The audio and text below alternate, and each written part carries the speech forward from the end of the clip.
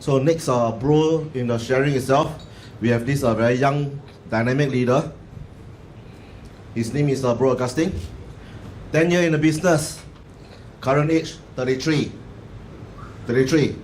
Team strength sits up 40. Let's welcome Mr. Bro Augustine.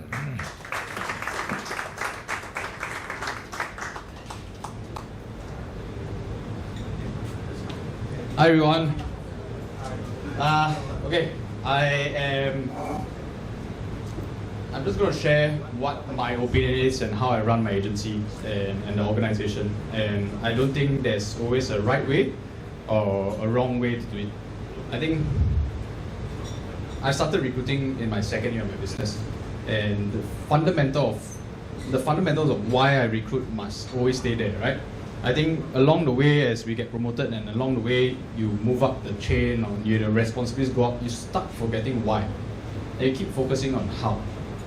And then that is where I see and I study a lot of other agency leaders and a lot of my peers as well, is once you focus on the how and you forget the driving theory, that's when you start giving up very fast at different things. So I only believe in one thing, which is focus on one thing and one thing only. Sorry, I've been seeing the water. So I believe in a simple analogy of chopping the tree, right? So let's say in your agency career and where you want to go, and this is a tree, right? If you want to chop a tree, you hit the base, but that's the thickest and the hardest. And if you chop it halfway, nothing will happen, and that's when you start giving up hope. After the halfway mark, you start the tree shape, and after a while, you don't even have to clear the tree. But if you notice that the last part before you can chop through and the tree falls, right, is the same amount of effort as if you chop the branches. But you can't do anything with branches. You can't burn them for campfire, you can't build a house with branches. But that's where a lot of my agency leader friends start going to. When they start hitting something, they believe in something, they hear a talk, they think they want to do this, and then halfway through, they give up. So what I'm going to share is the entire belief system, right, that will help you question your why again, hopefully, right? And I think I'll leave the how to the question and answer. So this is where I was, or how I've conducted my business, and I really don't bother about this, and nobody should. Because at the end of the day, in agency leadership, this is just marketing, but you join the person. So at the end of the day, who are you? And who are you as that person? This will only be a passing remark, like, hey, you know, my boss, hey, you know, this person only do this, you know, this person very young. It doesn't matter. There will always be a younger, better, faster, stronger AL, right? And you can't compete in this arena because there are different companies, different engagements as well. So this is just this. No one really cares after I press the next slide, so you shouldn't as well. So if I were to just run through what I'm going to go today, this is how I conduct everything. And I only focus on two things: referrals and social media, right? My highest record in recruiting in a month is 12, but that's my biggest failure as well, because I couldn't manage. And that was when I was 25, just when I started recruiting. But it was the best because, and I asked myself why, is because I stopped thinking of the responsibilities, and I started thinking of why would someone join me? And a lot of agency leaders and directors will start shifting into what does my agency provide? What do I provide? So my key trait when I recruit somebody is what can I do for you as a person after I teach you how to sell, teach you how to manage, teach you how to brand yourself. And after 3 months of teaching, if I conduct a class for 3 months and I train all your FCs, become MDRT, COT or whatever. After a while, what do you provide to that person as a person? And that's where you get the developmental stage of your FCs. So what I want to start with is you have to separate management and leadership. There's two very different things, but a very, very fine line. So if you look at management, which is your activities, your sales production and stuff like that, and that is what we want, our success as an agency leader. But then if you focus on that and you start building that, you start to break down your leadership qualities. If I were to ask you to describe yourself in any engagement or why people join you, and you give me a sales pitch, you're going to die in agency management. There's a difference between, hey, have you considered joining this industry versus I want to recruit you because I want you on my team. There's a two different sort of connotation to how you're going to conduct this as well. So your directive and how you approach a recruit or how you're going to build your team says a lot in how you speak and what you offer the first thing on the table. So you need to learn how to remove the emotions from management. Management is emotionless. Numbers, numbers, numbers. Right? Why people join you is everything to do with emotion. How the person feels opposite you in the first 10 seconds. Once you come into the room, how does the person feel? If you sit there, you start selling something, you're not selling you, you're selling the job. And someone else can sell the job better than you. I'm not the biggest agency, I'm not the best. There's someone bigger. And my job is to want to be the best one day. And that journey is what will develop you. So, I come here, sorry, I'm very blunt. So if I rub off the wrong thing, it's not intentional, it's just driving the point across. And I hope everybody will one day do. I have a strong belief, if whatever I know, I can put it on the table, someone's going to take it, make it better, then it's my turn to trade with you. And I think that is what the industry should go around, not like who's my competitor, who's this guy recruitment. It doesn't matter to me lah. And I hope we can take this in this light so that it doesn't come across too rough. So I want you to just do this in this perspective, right? You can use this the same thing as for your FCs. You can coach them on the same engagement. How many of you guys can describe your agency in 3 words? 3 words, not 3 sentences, 3 words. How would you describe your agents as well? And you can describe your agents, you describe your culture. If you can't describe your agency in 3 words, your culture is gone, you recruit anyone and everyone, then you start to break down. Then you need to describe your ideal agency in 3 words. And ask yourself, really rate a point, 1.10, your current position and where you want to be, how far? 1.10, you can tell yourself. And the simple thing here and there, you just take it progressively. If you rate how far you want to be and where you are now is 3 out of 10, my first question to you is, what can you do to get to 4? What can you get to 4 out of 10? And you clearly know the answer. But everybody just wants to run 8, 9, 10, 12. Right? Then I'm going to ask you again, once you hit 8, 9, 10, 12, what are you going to do? What happens then? And that's why people get tired of chasing that progress when you don't know how to take it slow. Then, whether you can recruit or not based on surveying and seeing people doing much better than me, is that if you can describe yourself in 3 words, if you can describe your agents in 3 words, and you describe your ideal self in 3 words, the rating between both is similar. Your agency revolves around you. The apple does not fall too far from the tree. So if you start only focusing on your agency and you forget your leadership, that's when you have the difference and then things will fail. So take this time to go and reflect first before you apply the how. Because that's whether you follow through or not.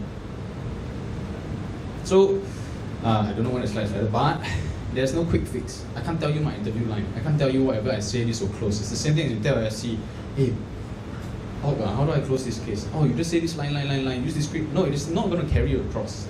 Every FC is different. Before you talk about interview, how long and how much time are you investing to get to know this person first? As a person. If I sit across you the table, are you nervous? Can you tell me things that are personal?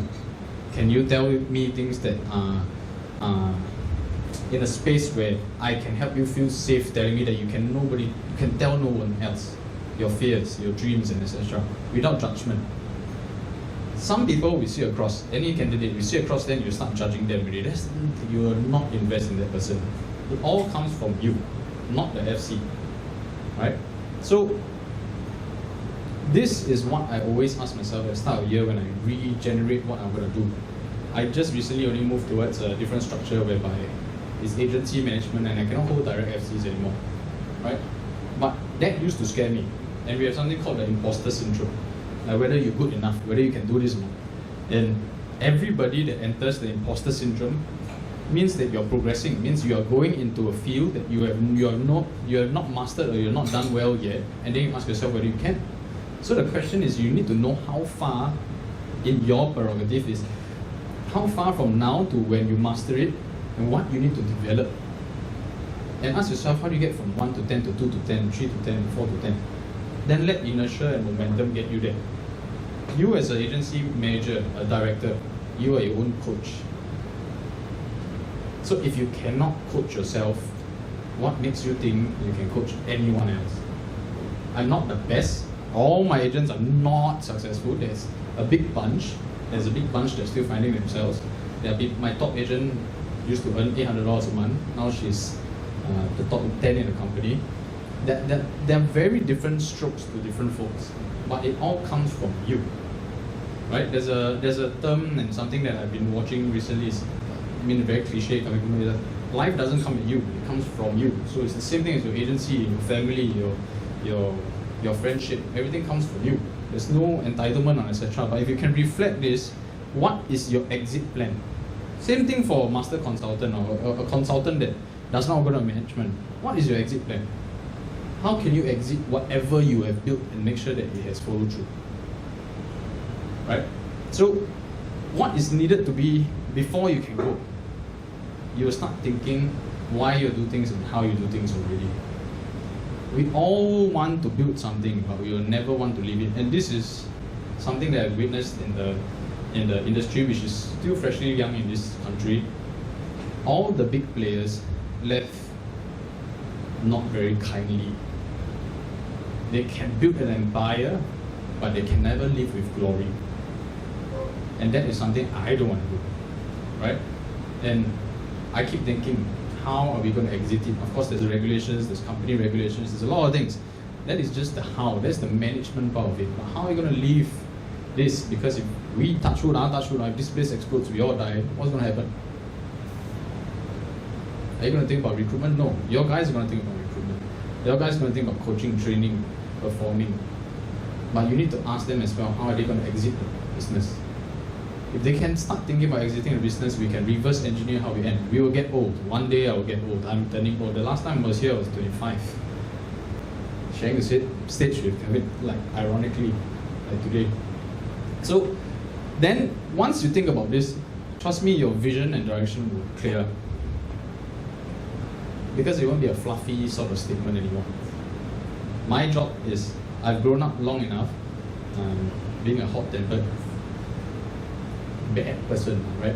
In the next 30 of my years of my life, how many people, because I've stuck through something and did something well, how many people can I help give a bit of hope and faith in their careers or in their life to provide and stuff like that? In that direct engagement, you can see why I recruit people. The same thing is, after I finish my DISC, my project, I run project 200.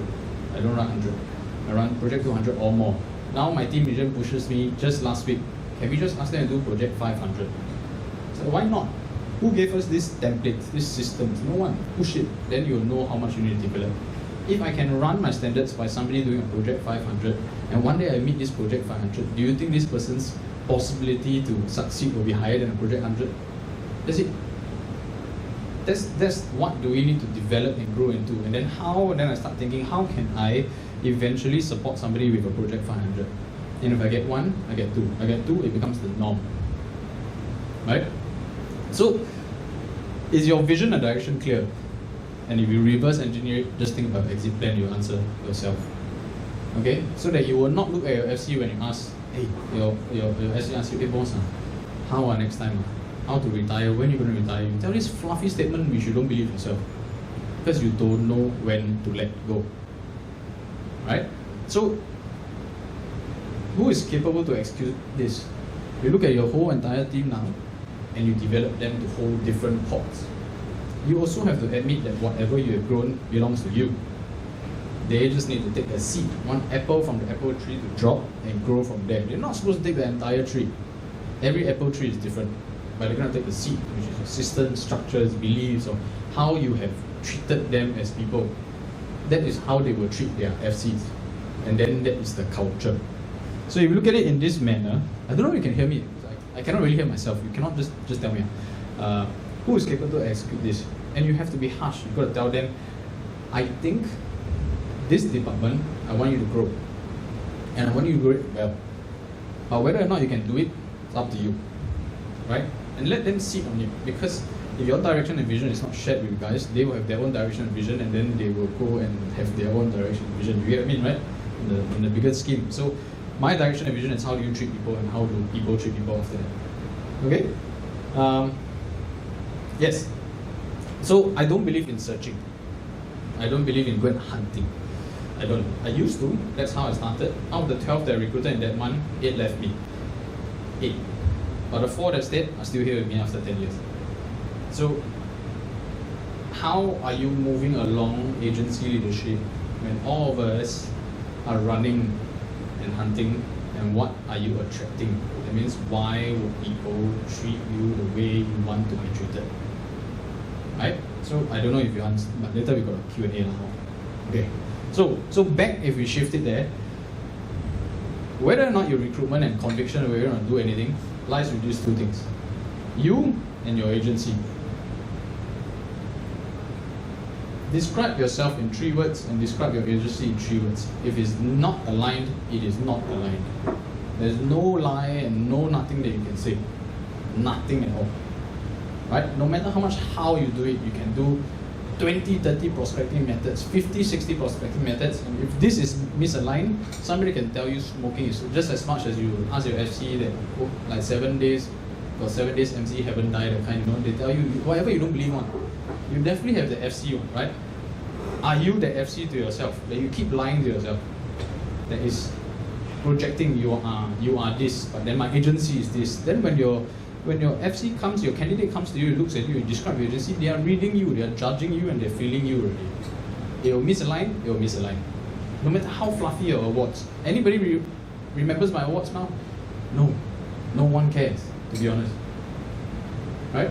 So if you look at it here, rate yourself and ask yourself, what does it take this year to improve by 1 point?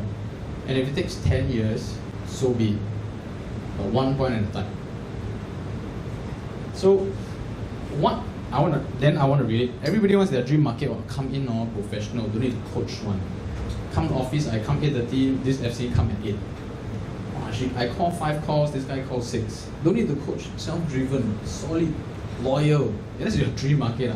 You can tanggugu, it won't happen. Anybody here got nothing, right? But that's what we want. And we try to formulate our house to fit that. It won't happen. You need to start from the bottom and develop them to become your dream market. That's what I believe in. It means I bring in an FC, I have a dream ideal FC, and how can I and what must I do for this person or be to this person that I can develop this person to become my dream market? That other agency leaders and ask, well, how come his FC is like that? Huh? It takes development, it takes watering, it takes plowing, it takes removing the worms. But I'm just going to take from what I believe in, where I am, align everything, and just chop the tree. So go and align yourself and ask yourself, what is your target market? If you're still doing sales like I am, you have a target market, like your FCs, age group, gender, etc. I used to run, when I started agency, is half male, half female.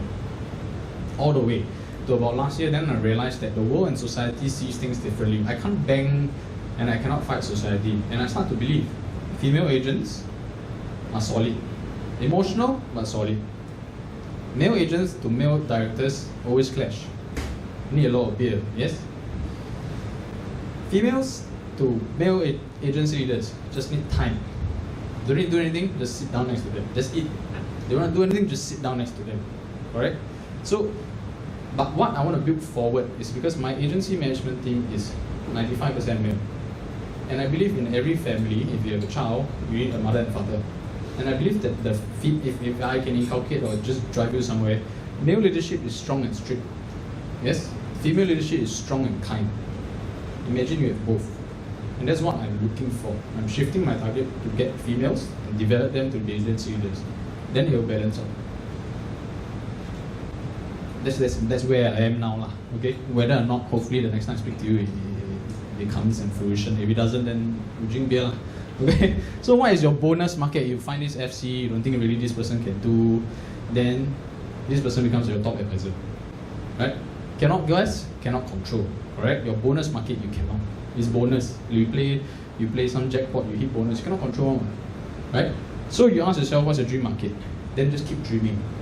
Don't try to attract your dream market in what is because it causes a lot of anxiety, self-doubt, and then it will break you down before you can remember who you are. And then once you're lost, your whole team is lost. You control the head, you control the beast. So if you're the agency leader and your head is controlled by God knows what, your whole agency will crumble. Okay? So these are the two things that I do. Referrals and observation. So when my guys want to recruit, the first thing I want to do is screenshot your Instagram and show it to me, and I can tell you whether it's D, I, S or C. And then from then on, I'll tell how to do and how do you engage this person and get to know the person first. Then if you cannot get to know the person and this person is not ready to open up to you, you and this person will never work together in this period. So learn to let go. Observations, it can be simple thing. I can sit down, somebody serves me well at a restaurant, etc. And I say, I really like it. I don't know whether we can work together, but I want to recruit you and come into my team. Direct. I don't ask, have you ever thought about this line? I say, I want to recruit you. Let me buy you coffee. And see whether I can do it. And that's that. I go straight to the point. No shifty methods. To me, lah. If I like you, I like you. I don't like you, I don't like you. I'm that. Usually, my offend people or don't. This is what I do. And then you get straight to the point, and then we can start discussing. And the first conversation is, I don't know why you do your part-time job or you do your full-time job so much joy, but I really enjoyed that little 5 seconds of you helping me with my stuff. So can I just get to know and understand you first? And if you are comfortable doing it, then I can tell you whether we can work together regardless of industry, regardless of job. Then I work from there. Okay? So, every business, I believe, has 6 departments. Are you running your agency like a salesperson, or are you running your agency as an agency? Right? What is an agency? If you understand an ad agency and you understand a client is in-house, trying to bring your brand to advertise in an agency. Your agency has different departments. There's finance, marketing, operations, HR, PR, and sales. Everybody just wants sales. Yes, you can do this for coaching for your FCs as well. But everybody wants sales. But how? Then everybody don't have, in the start of their business, don't have money. Then how? So rate every department of your agency now. How healthy are you? FMOHPS. Finance, marketing, operations, HR, PR, sales. If you take care of the first 5, the 6th one will be taken care of. Okay? So let's say if you have money, if today we want to start a restaurant, first you need to find your investors. Right? We don't care about who's going to run it. We're going to see who's got the money first. Correct? We sit down and ask, how much are you going to put in? 50,000? I'm going to bring 50,000. You're going to bring 100? I'm going to bring 100. Okay. Then you'll notice you see all these things behind. Just outside here, you can see we are upgrading to serve you better. These are the new restaurants, blah, blah, blah, blah, blah. That's marketing. If people don't see, people don't know. So your first incentive of recruitment of your finance department when they have the budget goes into marketing. And after you go into marketing, and that is done, you go into operations. Because once people know, oh, okay, Carl's Jr. is opening here, right? And then you have market surveys and stuff like that. Do you have enough staff and enough people to take on the operations? Are you going to improve your operations department? Right? Then HR, human resource. Do the people that you employ have the amount of resources, hard skills, soft skills, equipment, training, development that you need? Then you go into PR. After that is done, you go around PR and you start establishing yourself, making sure PR is not like show face. PR is going out there to understand how the public is relating to your company. How can you improve that message? And if that is done, sales will go up. Yes? And once sales goes up, it will fit into your finance department for the next year. Then, as a director, you should take the finance department, break it down into FMOHPS, budget it up and spend the money. If you don't spend money on the business, you'll never grow. You're legitimately just a salesperson. How much can I save? There's a big saying now, right? It's easier to earn $1 million than save $1 million. So, what are you doing with money? How much things can you buy? How much things can you spend? Versus what can you do for people now that you have that money? Okay? So, do it month by month. If the first January is finding how much assets you have, talking to your agency leaders, your managers, how much budget you have to execute things, then February should be marketing, then operations. It should always go in this sequence, FMOHPS. You can't work on PR if you have no money. You can't work on HR if you don't have operations, right? How do you improve operations when you don't have staff? FMOHPS. Just knock the domino, they should go. So I know after this is a Q&A, but yeah, I will leave it to that segment before I go run. Okay. If I offended anybody, I'm sorry. I didn't mean to. But if you took something out of it, hopefully, and just promise me one thing, if you took something out of this and it helped you this year, please ping me at the end of the year and tell me how it has helped you so I can trade ideas with you. I want to get better as well. I am not a source. We are an entire sort of community that we need to work on. So thank you everyone for coming. Appreciate it. Thank you, bro.